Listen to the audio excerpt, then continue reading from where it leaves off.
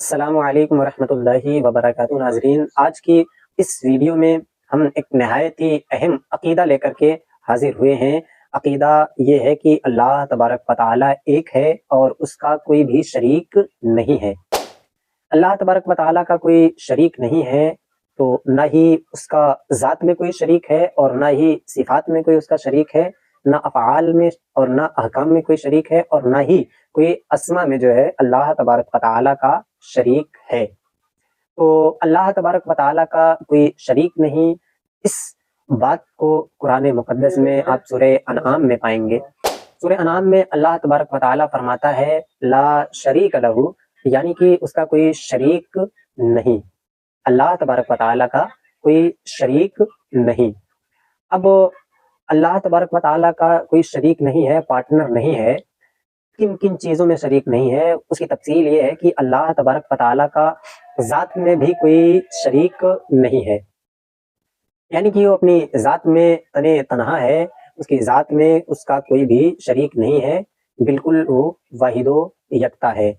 سورہ اخلاص میں اللہ تبارک و تعالیٰ اسی کے تعلق سے فرماتا ہے قل هو اللہ احد، اے محبوب تم فرماؤ کہ وہ اللہ ایک ہے۔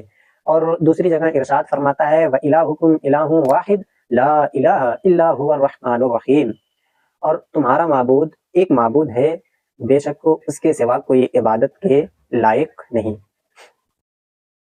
تو اللہ تبارک و تعالیٰ کا ذات میں کوئی شریک نہیں ہے، یہ چیز کلیئر ہو چکی۔ اب دوسری چیز جو ہے وہ یہ ہے کہ اللہ تبارک و تعالیٰ کا کوئی صفات میں بھی شریک نہیں ہے، یعنی کہ اللہ تبارک و تعالیٰ کی جو کوالٹیز ہیں، اللہ تبارک و تعالیٰ کی کوالٹیز میں بھی اس کا کوئی شریک نہیں ہے۔ اللہ تبارک و تعالیٰ کی کوالٹی ہے پیدا کرنا، عدم سے چیزوں کو وجود بخشنا۔ تو یہ جو پیدا کرنے کی کوالٹی ہے، اللہ تبارک و تعالیٰ جو عدم سے وجود بخشتا ہے اور لوگوں کو پیدا فرماتا ہے، تو اس پیدا کرنے میں ایسا نہیں ہے کہ کوئی دوسرا بھی اللہ تبارک و تعالیٰ کی ہیلپ کر رہا ہے، بلکہ اللہ تبارک و تعالیٰ پیدا کرنے میں اور عدم سے وجود بخشنے میں تنہا ہے اور ایک ہے، اس کا اس چیز میں بھی کوئی شریک نہیں ہے۔ اور ایسے ہی اللہ تبارک و تعالیٰ کی کوالٹی ہے معاف کرنے والا، یعنی اللہ تبارک و تعالیٰ جو ہے جسے چاہتا ہے معاف کرتا ہے اور جسے چاہتا ہے سزا دیتا ہے۔ تو ایسا نہیں ہے کہ اب اس میں بھی کوئی اس کا شریک ہے جس سے وہ مشورہ لے اور پھر کہے، پھر میٹنگ کھیلے کہ معاف کر دیا جائے یا نہ کر دیا جائے، ایسا کچھ بھی نہیں ہے، بلکہ اللہ تبارک و تعالیٰ جو ہے معاف کرنے میں بھی تنہا ہے اور واحد ہے، اور اس چیز میں بھی اس کا کوئی شریک نہیں ہے۔ تو من جملہ آپ یوں سمجھیں کہ اللہ تبارک و تعالیٰ کا جو اس کی صفات میں کوئی شریک نہیں ہے۔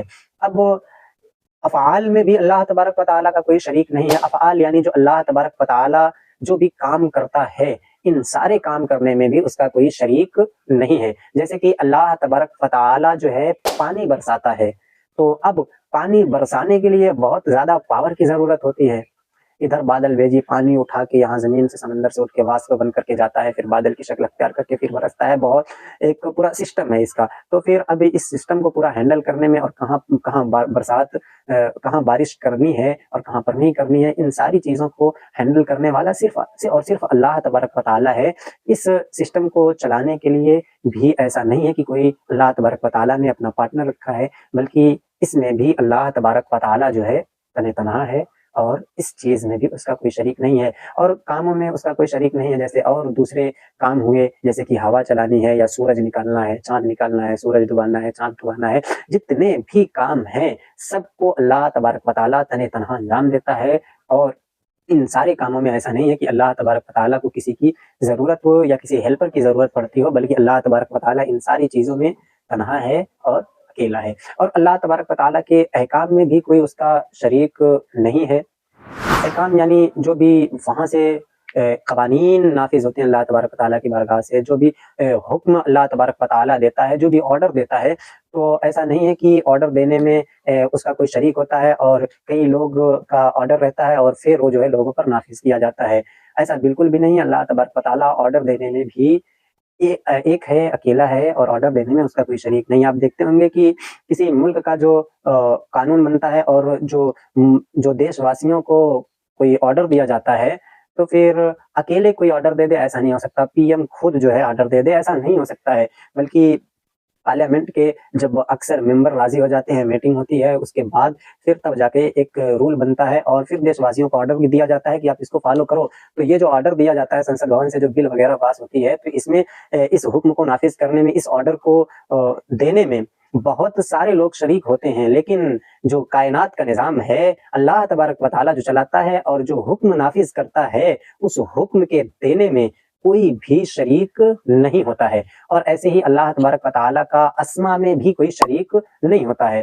اللہ تبارک و تعالیٰ کے اسما میں سے ایک اسم ہے رحمان، یعنی نہایت ہی رحم فرمانے والا۔